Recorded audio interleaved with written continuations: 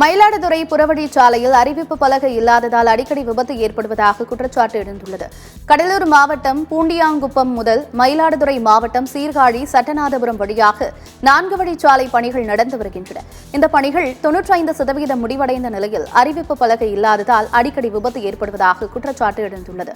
இந்த வழித்தடத்தில் தினமும் ஏராளமான வாகன ஓட்டிகள் சென்று வரும் நிலையில் முக்கிய ஊர்களின் பெயர் மற்றும் திசை குறித்த அறிவிப்பு பலகைகள் வைக்கப்படவில்லை. இதனால் திசை தெரியாமல் திரும்பும் போது விபத்து ஏற்படுவது தொடர்கதையாகியுள்ளது.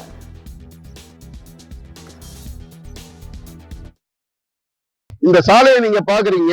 இங்க இருக்கிற அந்த சர்வீஸ் ரோடுங்கிற ஒரு சின்ன பலகை அங்கிருந்து வேகமாக வருகின்ற அந்த ஓட்டுநர்களுக்கு நிச்சயமாக தெரிய வாய்ப்பில்லை. இதுல என்ன வேடிக்கைன்னா, மாசத்துக்கு 2-3 ஆக்சிடென்ட் தொடர்ச்சியா நடக்குது.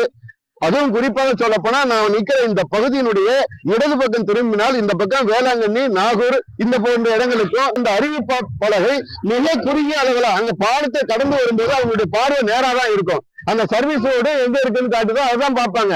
இது மாயவரம் போறதா, வேளாங்கண்ணி போறதா, நாகப்பட்டினம் போறதா, மயிலாடுதுறை போறதான்னு தெரியாம தவிச்சு மிகப்பெரிய அளவுல ஒரு போர்டு வைக்கணும். இந்த இடத்துல நம்ம நிக்கக்கூடிய இந்த இடத்துல 2 சாலைகளையும் அடைத்து பெரிய போர்டாக அது நல்ல தகவல் தெரியும்படியாக வைக்க வேண்டும்.